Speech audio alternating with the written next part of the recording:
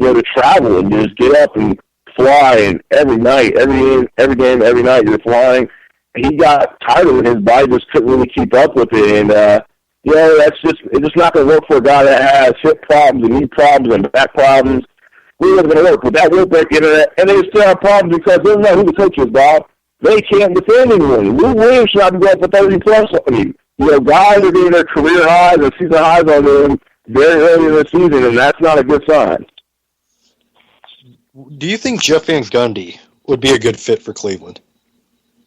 It would be, but you would need an offensive mind as an assistant coach. Like, you would need an offensive mind at the assistant coach position. You need someone that has a good offensive philosophy that can get guys in their spots and work out to their strengths. But I don't know. I don't know. I don't think that's a great idea. Part of it is, they've been gone from the game so long. It's not like that he just retired 2 years ago. He's been gone for a while now. I believe, if I'm not mistaken, he's been gone since 2007, and that's a long time. The game has changed a lot since he was last coach. I know he does a lot of broadcasting. I know he's a great basketball mind, but man, that's a long time to not be on the sidelines. And he's a great basketball mind, man. But I don't know. I don't think that's a good situation because you know what? He understands from his own family. I mean, hell, his brother got ran out of town twice because superstars didn't want him.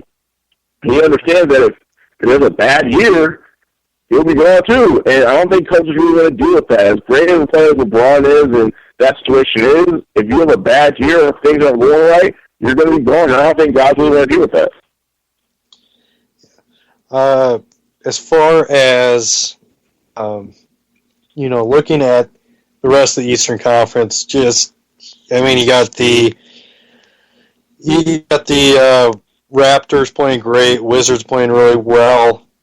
Which of those two teams has impressed you more? And, even with these strong starts, are they surprising you, even with these strong starts?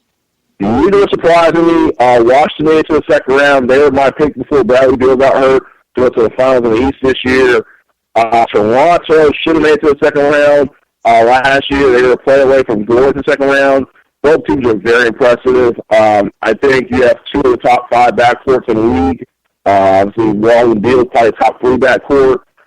You have a very underrated backcourt in Toronto with Lowry and DeRozan. Got a lot of really solid players. Amir Johnson, one of the most underrated guys in the league, just does his job, plays defense, defends well, rebounds well. Class of 04, by the way.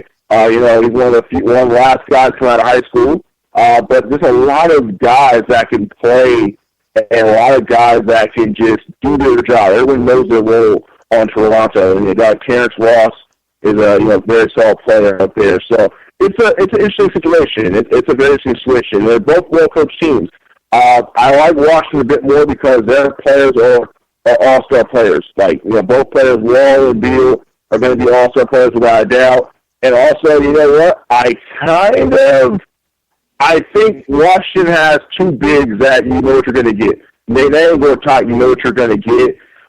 We still have some doubts when it comes to Valanciunas in Toronto, and Amir Johnson's kind of banged up. But I like both teams. I like the energy surrounding both teams. I really do, because they're both defensive-led teams first. If there's a reason why one of these two teams doesn't make the NBA Finals, do you think? What do you think it is? Do you think it's maybe the Cavs finally get it together? That's the only factor, or do you think that there's a factor within both of these organizations that could hinder them come playoff time? Well, the Bulls. I mean, the Bulls are still going to be good too. I think we can't forget that the Bulls are going to be really good. The Cavs will eventually get together. They'll be a top 5 team in the East at worst. But, at the same time, you just got to help is key. Help is going to be key. I don't really know what's going to take place in the East. I really don't. But it would not surprise me if a team like Toronto or Washington got a top 2 spot because of how they're playing and what they have to prove. Some teams, like these teams, have stuff to prove. They have to go out there and try to get to that top seed and try to, get that home court advantage. We have over teams like Chicago and Cleveland.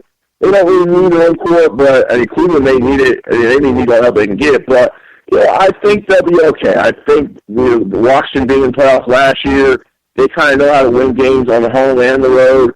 Same thing with Toronto. They had a huge experience last year, so it's going to be interesting one way or another. But both teams will be okay. They'll be right there. Both teams are going to be top 4 teams in the East for sure. With the Milwaukee Bucks and Orlando Magic, the Magic got off to, they had a rough first couple games with, playing New Orleans. They, struggled there, but 6-9 right now. They were my dark horse to make the playoffs in the East. And Milwaukee, nobody really saw them being a 500 team at this point. Of those two teams, which do you think has the better chance to make the playoffs, or do you think either one of them has a chance to make the playoffs? Well, they both have a chance. The East is still bad. I like Milwaukee a lot. They play defense well. They have guys that can score and create, on the perimeter. That's always a good thing. Whenever you got guys that can create off the perimeter, that's always a good sign and a good thing. The only thing I feel with Charlotte is that they don't have enough outside shooting, and Lance doesn't have that chip on his shoulder. When Lance played last year, he had a chip on his shoulder. He played very, very strong. He was a guy that you could count on for great things, almost 99.5. I don't see that same chip or same hunger in him this year thus far. But vice versa, it's a good situation all the way around. Well, we're going to go ahead and take a quick break here on the Bob Sullivan Show. If you want to call in after the break, the number is 585-633-7487. You're listening to the Bob Sullivan Show here on LateNightSportsRadio.com. And now is as good a time as any to take a Late Night Sports Radio score update. It's Monday Night Football, and the Dallas Cowboys leading the New York Giants 24-21. The Giants out to a quick start, and the Dallas Cowboys rolling right on back. Odell Beckham Jr. with an insane catch. Find it on Twitter or the internets, wherever it is, because it's just an amazing, unbelievable catch to watch. Earlier today, the Bears beat the Buccaneers 21-13. The Browns beating the Falcons 26-24. The Eagles over the Titans 43-24. The Patriots downing the Lions 34-9. The Packers edging the Vikings 24-21. The Colts over the Jaguars 23-3.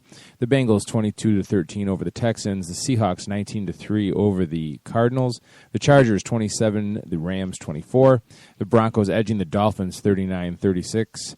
The San Francisco 49ers beating the Washington Redskins 17-13. And don't forget about Thursday night's 24-20 Oakland Raiders victory, getting off the schneid. In the NBA, it's the end of the third quarter. The Lakers are up on the Denver Nuggets 75-72 at Staples Center. Earlier, the Memphis Grizzlies beat the LA Clippers 107-91. The Portland Trail Blazers beat the Boston Celtics 94-88. It was the Heat edging the Hornets 94-93. And the Warriors beating the Thunder 91-86. Millionaires are being made all season long at DraftKings.com, America's favorite one-week fantasy football site. One-week fantasy means no season-long commitments. Play whenever you want. Got a player who's hurt? No problem. Injuries won't derail your shot at victory because it's like a new season every week. So you're never stuck with the same players. Pick your team in minutes. You could be on your way to winning huge cash. This season, one listener turned $10 into $5,000, another turned $2 into $10,000, and a new millionaire has been crowned nearly every week this season at DraftKings.com. You could be next. Imagine winning $1 million in one day just playing fantasy football at DraftKings. Head to DraftKings.com now and use promo code Spreaker to play free in the $10 million Fantasy Football World Championships. DraftKings.com. Bigger events, bigger winnings, bigger millionaires. Enter Spreaker now at DraftKings.com. DraftKings.com. That's DraftKings.com. This has been the Late Night Sports Radio Score Update. We now send it back to Bob Sullivan. Jamieson, back here with Jamieson Welch of Believe the Hype, NBA.com. Jamieson, in the Western Conference, Grizzlies, Warriors, out on top. Looking at the Grizzlies right now, what is the one thing that has concerned you so far, about their style of play that might be a problem come playoff time? Well, I mean, when it comes to the Grizzlies, it's always situations where can they score enough? Can they score enough from the outside, from the perimeter? Because of the playoff, everything slows down. Defense is bogged down and take away your first and second option. You got to have counters. You got to have other ways to beat teams. And if the Courtney Lees and the Vince Carters and even the guys like Conley are hitting their outside shots, or if they're struggling on the outside, you're going to be in trouble. Like you're going to be in huge trouble because they've always had a hard time scoring. They've always had their problems scoring, and if they don't get together, they're going to be struggling in the playoffs again. But they play teams so difficult, they play teams so well. They're the one team in the West that no one wants to face.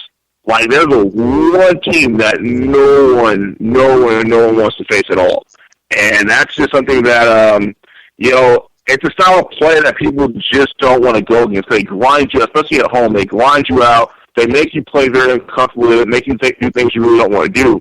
And, my thing is this. When it comes down to it, that team that I'd want to avoid, I wouldn't want to play them because, one, it's going to be a very bruising series. And if you get through that series, you're going to be dog-tired.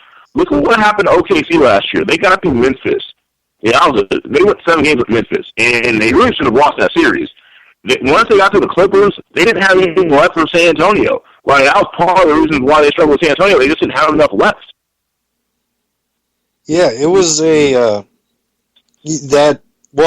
what did they have, like 4 straight overtime games against Memphis? They got bailed out in that, what was that, game 5 when Durant hit that three-pointer falling out of bounds. They had a lot of things go their way against Memphis, and that's the thing with Memphis is, they're going to grind you. Well, and then they didn't have Zebo for game 7 as well. Right. But you look at that with Memphis. I mean, they just grind you down. But at the end of the day, I mean, do they have do you think they need a wing guy or a Jamal Crawford type that can take the ball at the end of the game, hit a big shot from time to time? Because I don't feel like they have that type of guy that would have been able to put away OKC.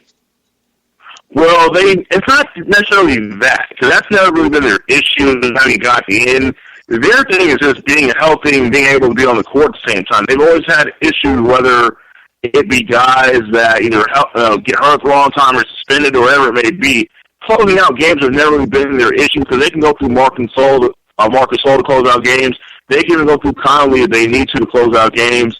But it wouldn't hurt to have Jamal Crawford, but having Jamal Crawford hurts them defensively. I don't think that they're willing to make that kind of sacrifice. They're a team that's willing to grind you out and play defense first and figure out everything else later. Looking at the Golden State Warriors, 9-2 early. Steve Kerr coming in, obviously a great an upgrade for coaching. Do you think a move is coming with an Andre Iguodala? Do you think they make a move late in the season with an Iguodala or Harrison Barnes, or do you think they stay pat with this roster? Well, I think if they get rid of David Lee, they get rid of anyone because they showed how everyone showed how what really goes on, man. This roster is interchangeable. They're 2 through 4 positions when they go with Clay, Harrison Barnes, and Draymond Green. That's a crazy lineup that they can all defend pretty well. They can all do similar things on the court. So when they're playing, they can run, they can shoot, they can defend. It makes them very difficult to match up with. And they're a team that's just scratching the surface. I mean, of course, teams will adjust and they'll adapt and whatnot, but, man, when these guys are on and when Harrison Barnes has his confidence, when Harrison Barnes is a confident basketball player, he's a really good small forward. I'm not going to say he's an all-star because he's not at this point in time, but when he's confident and he's able to, just play instead of think. Once he's playing, just playing basketball, he's a very good basketball player. And he's like your 5th best player. It's a crazy thing to think about. And they have a good thing going. It all starts with Steph Curry, though. When Steph Curry is right, when he's healthy and he's playing the way he's playing, right now he's the MVP. I mean, I know it's really early, but if we had a month MVP ballot, he'd be my MVP this year. He's been amazing. He's led them. They just look great. And I think David Lee is the weakest link in that boat at this moment in time. Do you see long-term any rift between Steph Curry and Klay Thompson? over, who's the who's the top dog on this team, so to speak.